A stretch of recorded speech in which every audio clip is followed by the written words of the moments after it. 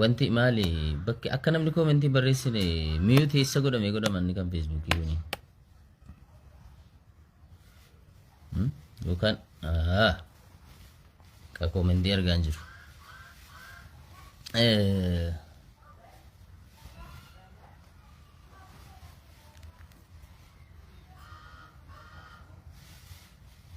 dhimma gabaabduu tokko ergaa gabaabduu waan dabarfadhaan malee waan baay'ee walitti xeebnuuti.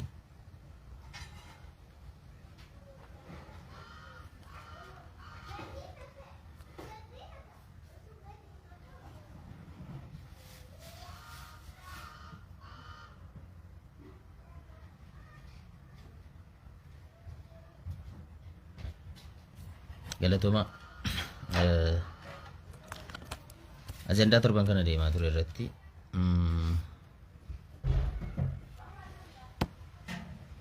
walumaan argaa turre amma yoo wanaayyuu deemaa jira. Yeroo tokko tokko wanti gaarii namatti fakkaate hojjetan dogoggora ta'ee gadhee ta'ee gaarummaan itti hojjettu sirrii itti wanti hojjettu karaarraa maqee argita.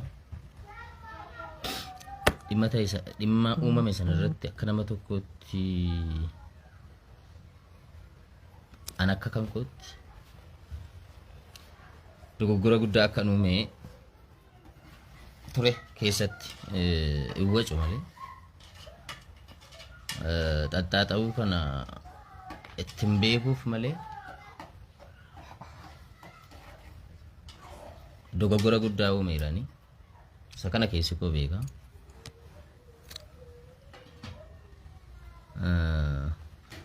Dogoggoran uume kana keessatti immoo itti gaafatamummaa ofii kootiif an fudhadha malee ofii koo qulqulluu gochuudhaa fi abalutu kana godhe abalutu akkas godhe miti an ilma namaati ilma namaa ta'e kan hin dogoggorre hin jiru. Miidiyaa hawaasaa kana irratti immoo dubbii laaqee yookaan irra deddeebiidhaan dogoggora uume nama waan an nuffisiise wayii natti hin fakkaatu. I think anaaf yeroo jalqabaati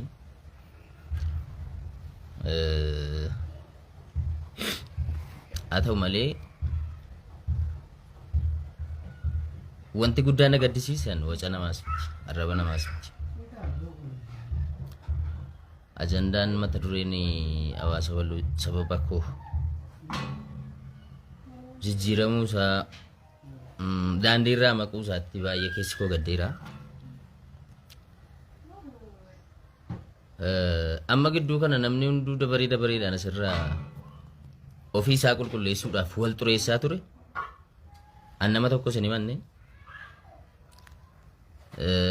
nama tokko sin komanne maaliifi an nama sammuu baatee deemu ta'ee abbaan fedhe na dogoggorsiisuudhaaf gaafa deemu ofittisuu nan danda'an ture. Sana gochuu dadhabee dogoggoratti gale taanaan nama biraa komachuu hin danda'u jedhee waan keessi kottamanuuf. Dhimma sana laayivii namoonni gidduu kana haasaanu ergaa jarri dabarsanu ilaalaan ture.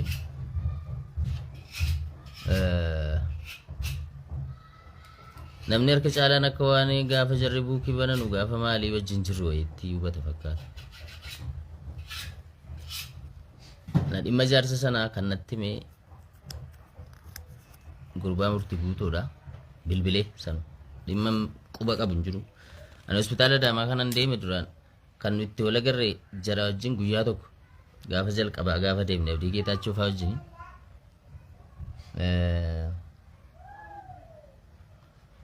guyyaa tokkicha dura deeme sanatti iyyuu wanta namatti hin tolle baay'ee argita sigala. Rakkoo hawaasaa kana giddu galeessa godhatee sababa godhatee namni hoyi achitti baay'atu kana akka waan ati bashannanaaf cidhaaf deemtee ababaa qabee kan simachuu barbaadu baay'eetu jira. Hoteellee gaanu maal qabnee deemnaa sii miti beeku warri dhaqan jechuudha. Hojii kooti jedhee akka waan mooraa sana keessaa mana kireeffatee achi taa'u hojii kooti jedhee biizinesiidhaaf jecha waan hojjetu beekaaf jecha kan achi taa'u jira.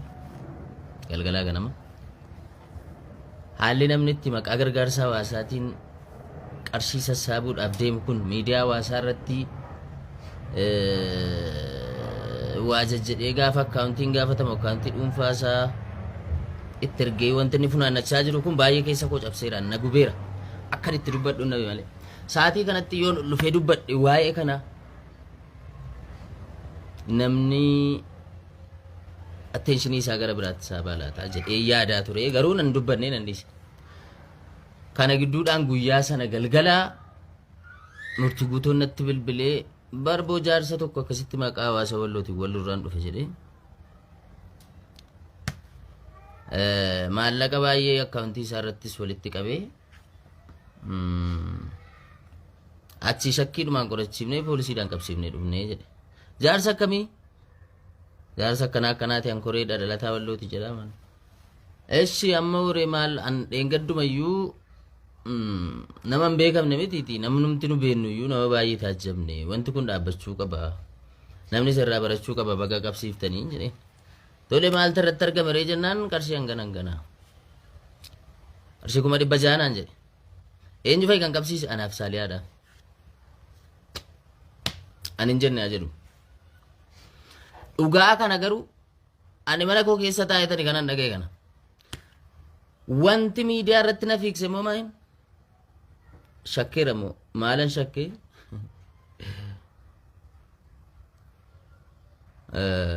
murtii guutoo nama kireeditii ajandaa waa hundaa fudhachuu barbaadu ajandaa amma naga'u maaliif dabarsee natti kenne ofii isaatii jalqaba maaliif hin maxxansine waan jedhu yaadee ka'eetan erga kaleessaatii maxxansaa hin jiru jedhe maaf hin maxxansi tureena an maxxansaa hin jiru maxxansee jedhe harka abbaa qabuun gaafa ibidda qabachuun ani silayyuu gubaasa sananna keessa jira miti tonkolii kanas hin beekon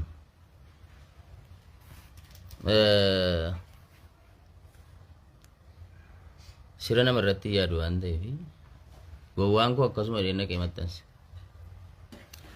wantan jara galateeffadheefis namna beekuudhaaf dubbiin karaa inni dhufe karaa sana kan naan jedhames akkasii waan ta'eef hanga yoonaa garuu laayivii irra galee dubbatutti bakka maqaan nu xuraa'utti bakka boorsaan nurka kaa'amee biriif anaafi goree sana anaafi hattummaa anaafi birrii wanti walitti fidu hin jiru bara ani baay'ee keessan namoota gurguddaa baay'ee taajjabeera kanan galateeffadhus jira kan ani itti kolfutti bashannanus baay'ee ani keessa koo beeka waan ta'eef amma of dhaaduufi miti dogoggoroonni gurguddaan uumaman maal turanii jaarsa nama guddaa afuuffaa naman hin beekneetiin maqaa balleessira ani ilma jaarsaati kun keessa koo miidheera baay'ee akka namaa garuu fakkeessuun beekon dogoggore sila lixeena qadaadii barariin dogoggore miti dogoggora koo sana eessatti dhabakkanitti dogoggore sababa maaliiti jedhee akkan fudhadhuu fi dhaabbadhee kan of ilaaluu fi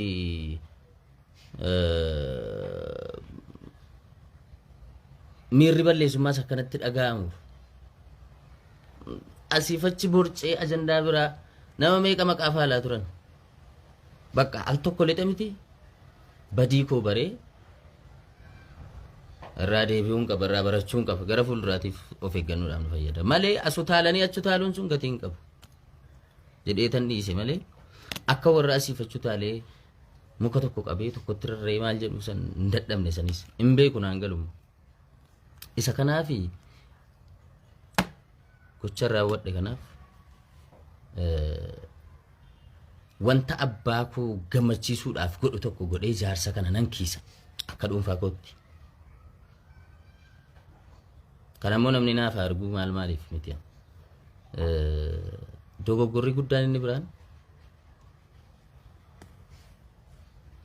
dhimmi gargaarsa uummata walloo guyyaa 3 guyyaa 2 guyyaa 3 guyyaa 4 adda citeera sababa ajandaa kanaatiin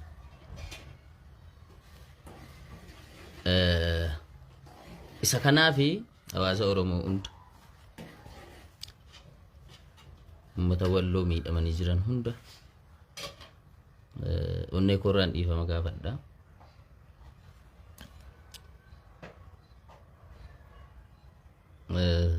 Keessi koo maalitti amana seetan? Wanti amma yeroo yeroodhaan dubbii balleessu kuni namni waan barbaade hojjetee waan barbaade buceet as ba'ee sarara lamaan dhiifama jedha. Bakka achumaan irraanfatama. No, dhaabbachuu qaba wanta akka kana. Harka namaatu dhungatama. Mana isaa deemamee taa'amee wajjin qaamamuu suuraan kaa'amee maxxanfamaa bakka dubbiin irra darbameera jedhama. Dogoggorri ati raawwatte barsi dhukkubsuu qaba. Gochi ati goote sammuun kee si gaafachuu qaba. Gaabbiin kee miirri badii yookaan miirri dogoggoraa akkasitti dhagaamu kan godhu waca namaa ta'uu hin qabu bara. Namni dhiibee dhiifama si gaafachiisuu hin qabu siin. Keessa keeti yoo ta'e malee badii sanarraan deebitu jechuudha bor. Si galee itti gaabbuu danda'uu qabda. Ofitti gadduu danda'uu qabda. Qaana'uu qabdan. Ani baay'een ofitti gadda. Waan tokko tun hawaasa miidhame kanaaf hin godhin. Waan namni godhaafii jiru. Akka jijjiiramuuf keessatti hirmaachuu gootti. Baay'een ofitti gaddaan. Baay'een qaanaas. Hamilee akkamiitii miidiyaa kanarraa lafa dhiittuu jiin. Inni qulqulluu of gootus, inni immoo balleesseera jettus hundi keessanuu barlaaqii meeqa qabdu. Nuyi ajandaa kanan babal'ifnu dhaabbatonneetu zimminaman. Hamilee maaliitiin asirraa diddichitu? Gaafa barbaaddanii gandatti of galchitanii ijoollee ganda keessanii ijaarrattu barbaaddan gandummaadha jettu lakkii badii nana qabda badii hundi keetu. Inni irra qulqullummaa isaanii haasoftu gaafa sana haasa'uu dandeessa turte gaafa hidhame sana. Lakkisaa jaarsi kun akkana miti jechuu danda'uu qabda turte. Ani maqaa keessan tokko tokkoon dhahee haasa'uu nan danda'a. Warri qulqulluudhaan jettanus qulqulluu hin godhinaa jiran. Haa dhaabbatu bakka wanti kun ammaaf. Jenneetu zimmen dhaabaasumatti. Dogoggoroonni gurguddoon isa kana. Gaarummaa immoo qabammas baga ka'e kanan jedhu keessa kootii kanan itti gammadu gaarummaa qaba. Gaarummaa xixiqqoo qaba. Maal fa'i gaarummaan sun? Hattoonni rifataniiru. Tarii kana namoonni baay'een gidduu kana hattuu minaamin jechaa jirtu hundi nuyis. Anas haa ta'u abbaa fedhe rifataniiru. Warri siitaappii bareechachaa turan baay'een of duuba deebi'aniiru. Maqaa gargaarsa kanaatiin warri korojoo qopheeffatan bakka isaatti deebisaniiru.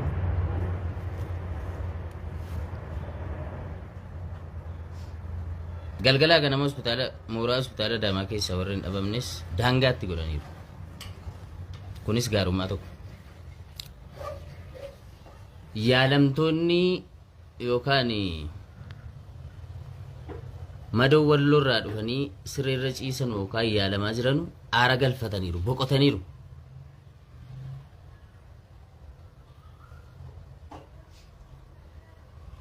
Boqonnaa argataniiru jechuudha. Maashaallah kun waan gaariidha.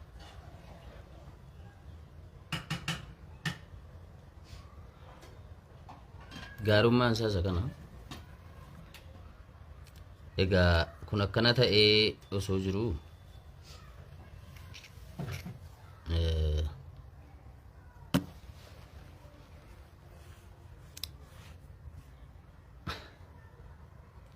nuti garee asumarraa dubbii borcuun kun akka keessa keenya bokoksinuuf nutti dhaga'aman akka nutti dhaga'amu godhata.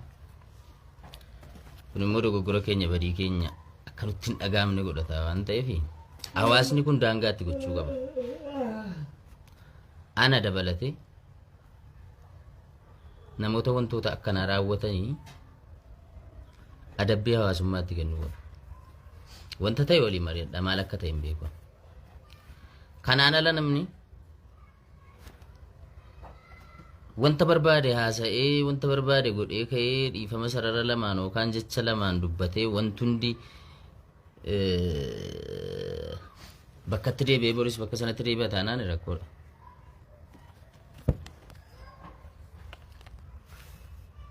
Kanaaf anas haa ta'u, tiguutoos haa ta'u, abbaa shittoos haa ta'u, abbaa jinniis haa ta'u, dhimma kanaan wal qabatee nuti hawaasa kana deeggaruu kan dandeenyu callisuu qofaan himma.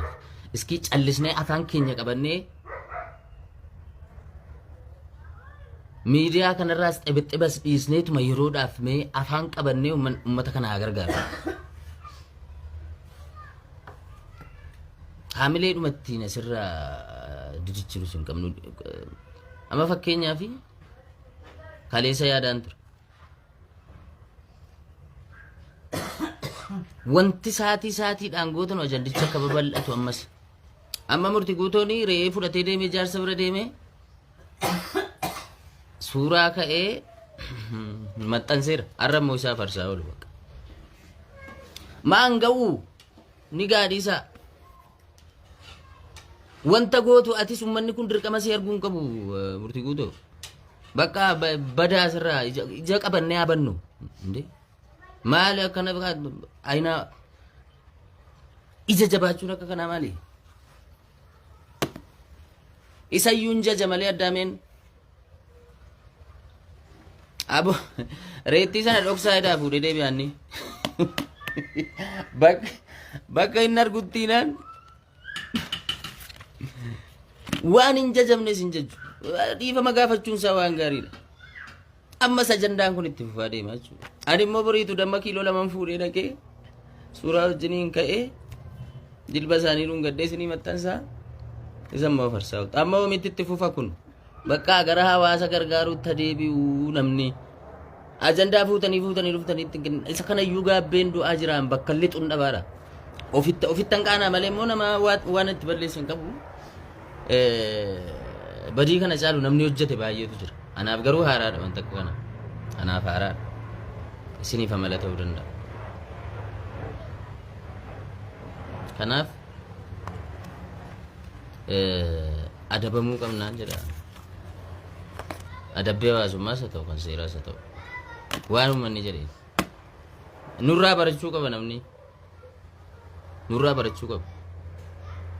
Boru namni biraa waan akkanaa akka hin goonee fi wanta ta'e adabamuu qaban.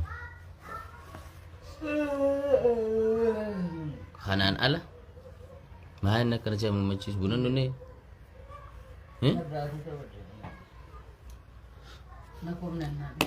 nama 500 duratti mummataa jirta. So isiniif hanga gabaabsa sa'aatiin fatiriis gaa jira. Haamilee walitti hin kenninaa. Ani amma xiqqoo fagaggisan dhagaa. Namoota baay'een taajjabaa ture. Keessumaa ijoolleen dhalattoota gara keenyaa kun gara iluu kuni rakkoo guddaa qabdu isinis hin taajjabeera. Gaafa jaarsaaf akkaawuntiin banamu ijoolleen argee murtii guutuudhaafis akkaawuntiin banamee gargaarsi walitti qabamuu qabaa jedhanii iyyaa turan. Warri Baalee warri Arsii abbaa shittootiifis gargaarsi kun walitti qabamuu qabaa jedhanii gaafa jarri fincilaan keenya namni tokko gad ba'ee Aleeksiinis gargaarsatu barbaachisa nama jedhan argina. Uummata nana maalis hin goona jira. Anyways ana kanatti fakkaatutti nurraan bareedu bakka yoo dandeenye manatti galle hojii keenya hojjennu yoo hojiin jiraate yoo hin jiraanne immoo gargaarsi nuti hawaasa wallootiif gochuu dandeenyu wanti guddaan nurraa eegamu oolmaa guddaa ooluuf kan dandeenyu yoo afaan keenya qabanne duwwaadha. Murtii guutuu atis abbaan shittoos abbaan maaliis jinniinis hundi keessanuu of qulqulleessuudhaaf wanta baay'ee gootanii wanta baay'ee faaltanii dubbii laaqxanii dogoggora keessan shaffanuudhaaf dogoggora meeqa uumaa turtan. Ani dogoggoreera yeroo tokko dogoggora koo sanaa fi dhiifama gaafadhee dhiifama kanan gaafadhu immoo footoodhaanii miti viidiyoodhaanii miti onnee koorraan gaddanatti dhaga'ame isa keessi koo cabe akkan itti keessa isaanii cabse ofii kootiifan dhaqee itti boo'ee dhiifama gaafadha. Kan ammoo fidee asirratti afarsuun dirqama miti. Isa bakka amma namni gara hawaasa kana deeggaruu ta'uu badaa miidiyaa kanarraa hin banna. Maaloo manaatti deebi'a. Kana qofa miti. Hospitaaluma Adaamaa mooraa hospitaala Adaamaa keessa miilli keenya jechuun qabu guramuu qabna achirraas. Ndee Abashaan baguma afaan Oromoo hin beekin guutuun isin. Silaayoona waan baay'ee nutti kofalteetti. Kan kolfaa taane kan kolfaa ta'uu keessatti immoo shoora guddaa kan taphate anaa si'i murti guutuu. Anaa fi si'i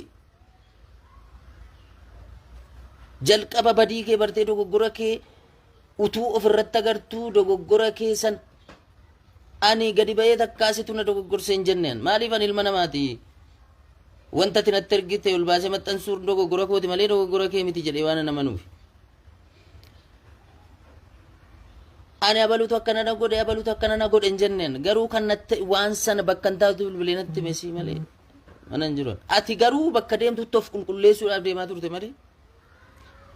Aleeksiin bar kan bilbileetti hime hanaa jettee si'ii dubbatu hin dhageenye mee yoo dhagaye namni haafidu.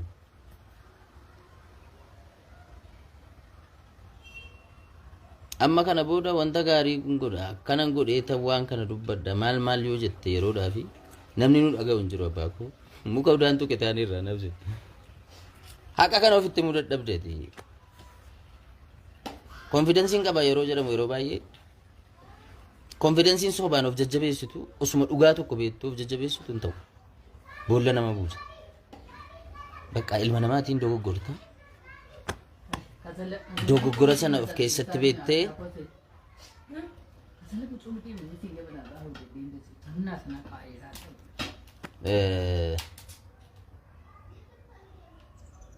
badii keerraa bartee dhiifama gaafachuudha malee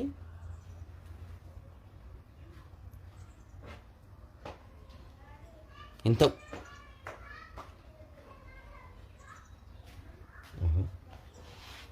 Dhaabbachuu qaba wanta akkasii. Adabbii wayii qixaaxii wayii nutti hin kennamu taanaan gana kan galtan.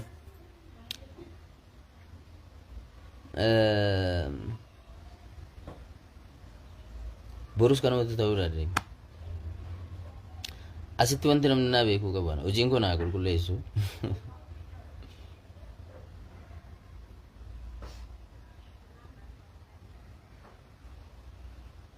Qarshii keessanii wajjiniin akkaawuntii keessanii wajjin wanti walitti na fidu hin jiru. Akkaawuntii banuu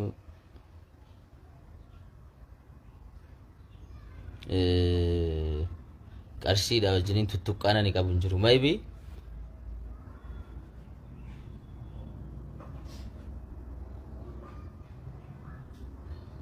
warri dammanatti ergitan kanaan dura risiitii maallaqatti natti ergitanii malee waan fudhattanii utuu namatti himin keessaa namatti ergitanii maallaqaan gana irratti ergine maallaqaan gana irratti ergine jechuu hin dandeessu. Maqaa gargaarsaatiin birrii tokko namni natti kenna hin jiru. Namni natti kennite yoo jiraatte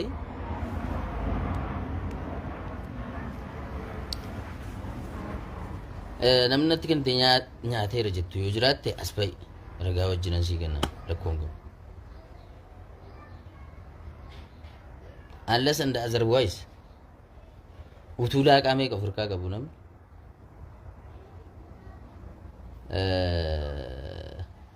ani qulqulluudhaaf gochuudhaafi nama biraa xureessuudhaan ajandaa babal'isuu dogoggora tokko amma bar rakkoon jiru badii keessa tokko dhoksuuf gaafa yaaltu ammas badii biraa humta walirratti darrabamaa deema. Isa sanatu immoo caala nama aarsa. Dhaabbadhaa of ilaalaa. Beekamtiin karaa kana argatamu kun miidhaa isaatu caala faayidaa isaa caala.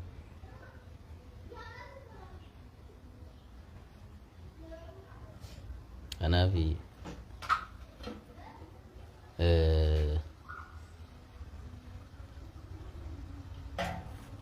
an hunda keessan irrayyuu arraba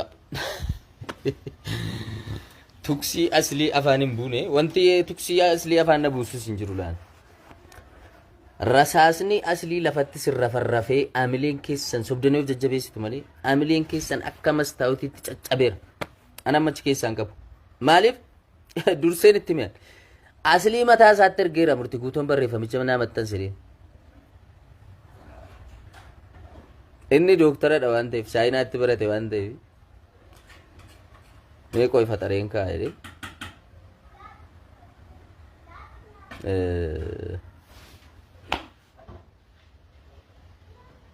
dhiise jechuudha.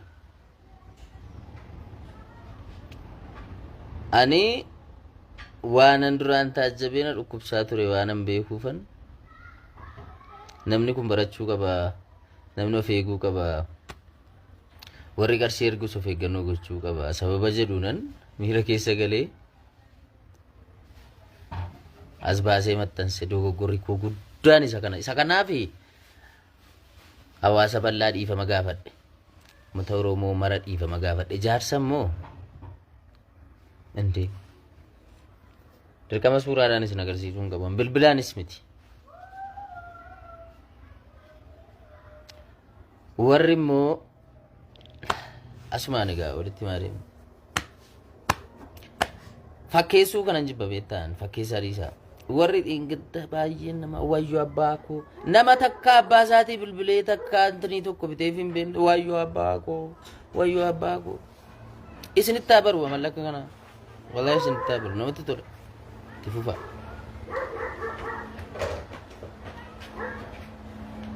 Badii balleessitee dhiifama gaafachuu akka gootummaatti akka beekumsaatti warra ilaaltu immoo sirrii miti. Yeroo hundarra deddeebiidhaan faawulii hojjetan irratti immoo dhiifama gaafachuu akka